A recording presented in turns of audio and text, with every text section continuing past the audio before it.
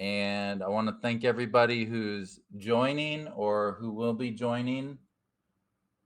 We just had our clubhouse room and we had a special guest, Tanner Rogers, who is a Bitcoin software developer. He joined and was talking about a Bitcoin transaction, and I took a lot of notes. Even though I've been in Bitcoin for 8 years, there's still a lot that I have to figure out. And Tanner is a great research resource for myself and everyone in the Vegas Bitcoin group. So, what I want to do is I'm going to recap what we've talked about and just explain some of the terminology and concepts that Tanner went over. So this can be recorded and watched later. If there's anyone that is curious about a Bitcoin transaction and how that works. So I'm going to go over a brief summary as best I can of what Tanner talked about. And then if you have any questions, feel free to leave a comment, or you can also shoot me an email, which is a little bit old school, but my email is brock@vegasbitcoingroup.com. So let me blow this up a little bit. So on the screen is my email. You can pause the video if you want to see my email.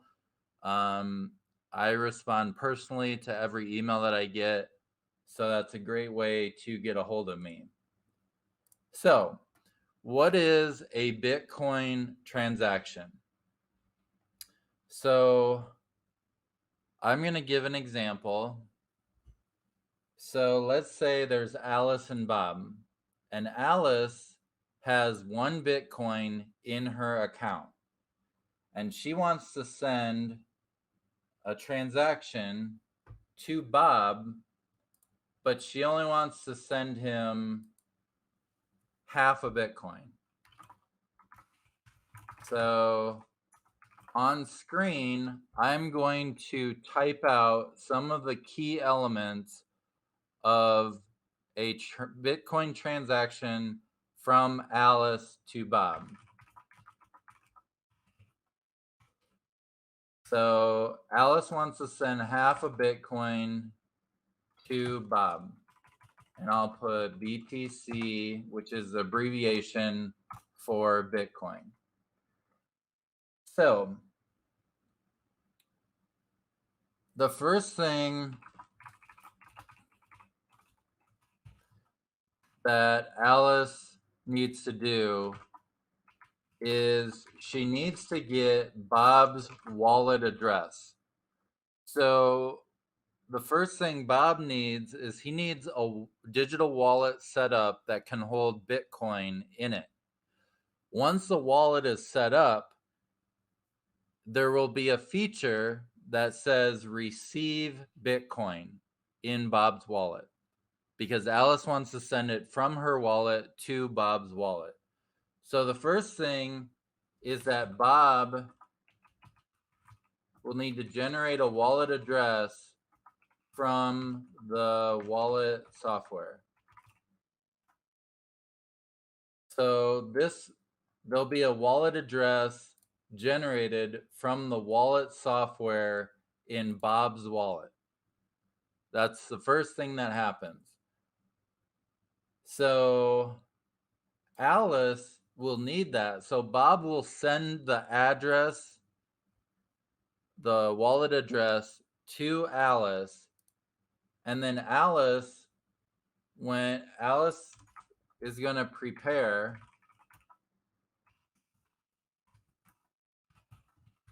to send Bitcoin from her wallet to Bob's wallet. So there's some data that's needed before she can do that. So one is Bob's wallet address. the next thing is the balance of Bitcoin. So for this example, Alice is going to send half a Bitcoin from her wallet to Bob's wallet. So there's certain data validation that happens up front. And one of them is the software validates that there is at least the amount of Bitcoin in Alice's wallet before it's sent to Bob's wallet. So Alice must have that amount in order to send it. That's pretty obvious. So she will put how much she wants to send. There's going to be transaction fees of what's going to be sent. So that will also be put into the transaction up front. So everyone knows what it is and it's included in the transaction.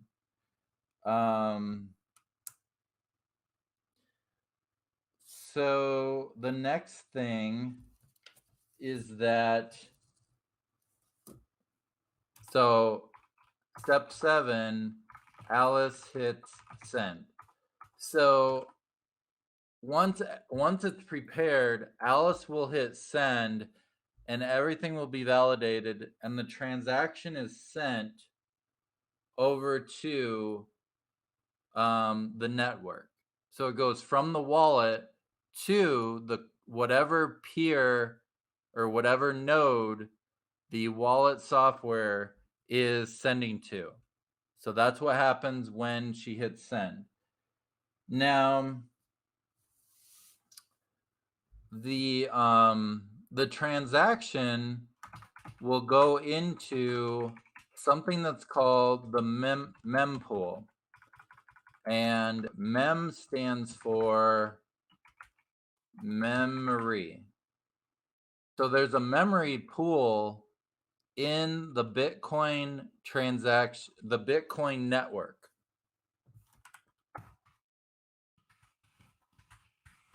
So the network is a peer-to-peer network, and there is a place in the network that all transactions go to, and they call it a mempool. Okay? So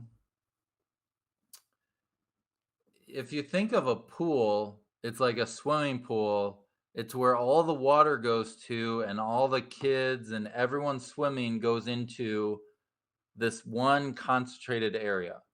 So the mempool is a collection of all the transactions that are not in a block on the Bitcoin blockchain. And we actually have a scheduled session 2 weeks from now on August 16th of what is a blockchain. And we're going to be talking about everything blockchain in that session. So I'm not going to talk a lot about a Bitcoin blockchain or the Bitcoin network today, but these things are all connected. So I'm going to touch on them a little bit. So the mempool is part of that.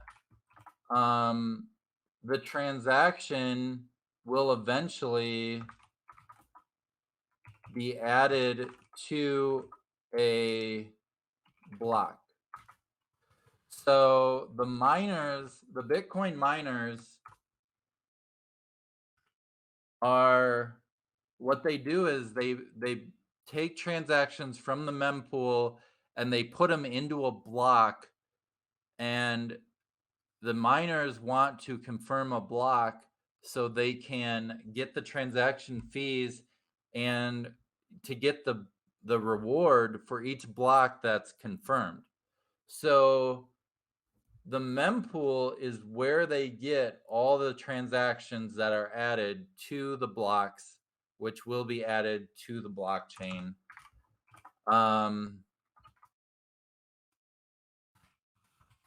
Winning miner. So every 10 minutes, there is a miner that finds the what I call is the Bitcoin lottery. is they're checking for the nonce, and they're trying to win the lottery that their block will be the block that's confirmed on the Bitcoin blockchain. So that whole thing about miners will be a future topic that I can't get into now. That's going to be a whole topic on its own.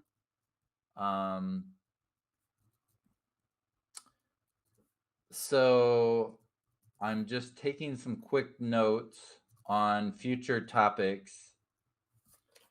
So to keep it simple is that there is one miner out of 10,000 or however many is out there right now. One out of all of them is going to win, which is why I call it a lottery. That's one way to look at it, is a lottery, because one of them is going to be the first to get the right answer and win the lottery. When that happens, then there's a winning block and it's added to the blockchain. And when that happens, all transactions are confirmed. So if all the transactions in that block are added to the blockchain, they are all considered confirmed with one confirmation if they're in that one block, and it's part of the blockchain. And then the miners move on to the next block. They take all new transactions and the process repeats. So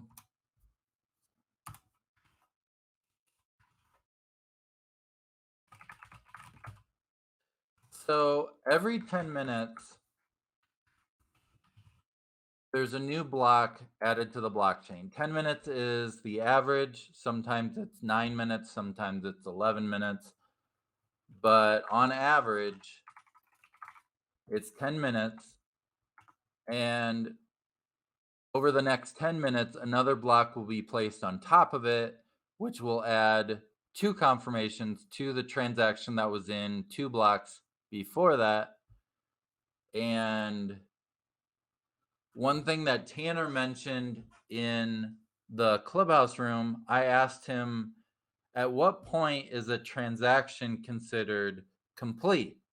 And he basically said it's a risk tolerance to each person receiving the Bitcoin. So he said if Alice goes out and buys a hamburger and she pays for the hamburger, so $5 worth of Bitcoin, she sends it, and if Bob made the hamburger, Bob would receive the Bitcoin from Alice. And what Bob might say is that he's willing to take a risk that there's no confirmations. He saw Alice hit the send button, but he did not have any confirmations on the Bitcoin blockchain yet.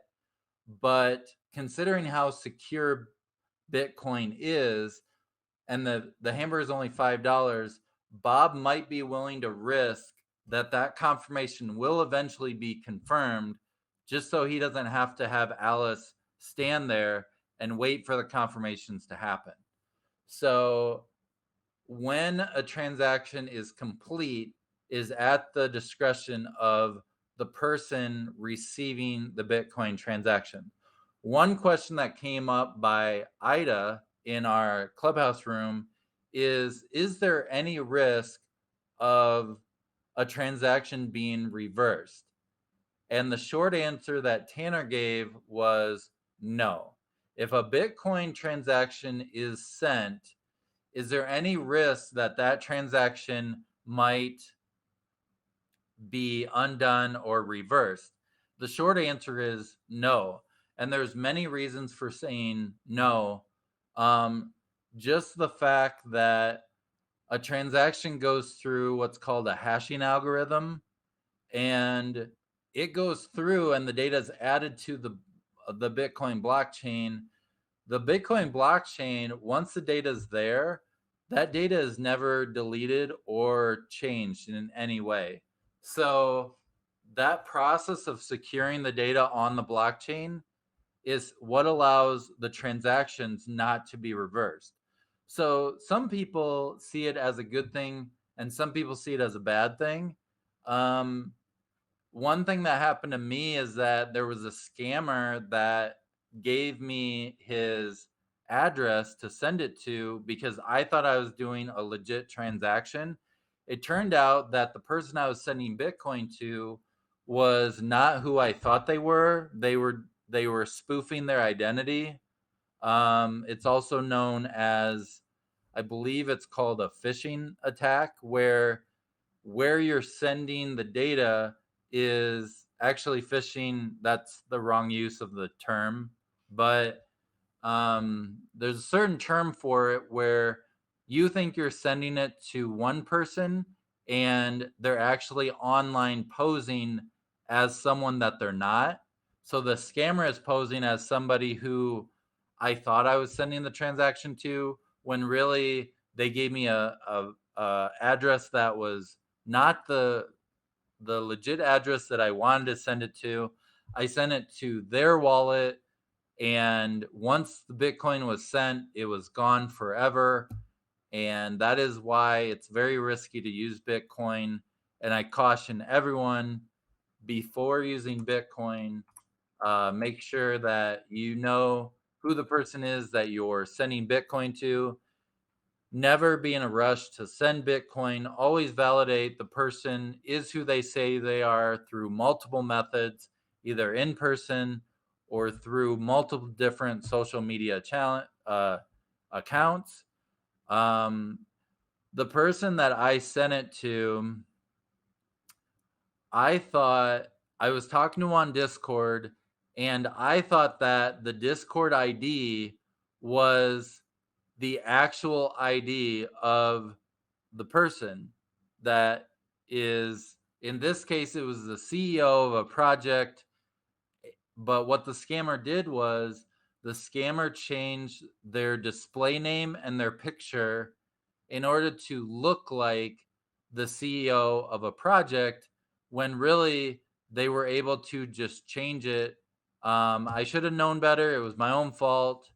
But it's one of the warnings that I give people in the Bitcoin space, is that there's a lot of scammers online. They look who they appear to be somebody that they're not, and then if you send them Bitcoin, as soon as you hit send, there's no reversing of the transaction. So I usually say that to anyone that is using Bitcoin. There is risk associated with it, so just be careful, take your time, and reach out to a known person that you know uses Bitcoin if you have questions about it. So I'm going to put up these steps that I just typed out on the screen. Alice and Bob. Alice wants to send Bitcoin to Bob. One other thing that of note is that when Alice hits send, there are 3 parts to a Bitcoin transaction. So 1A is the half a Bitcoin to Bob. There is 1B is there's Bitcoin sent back to Alice. And then there is a fee to the network. So the thing about Bitcoin is, when you send a transaction, you have to send a whole transaction, and then you are sending change back to yourself, which is part of the transaction. That is why when you hear people talk about sending change in Bitcoin, there's a part of the transaction that is sent, but it's being sent back to yourself. And that is 1/3 of the transaction that is sent.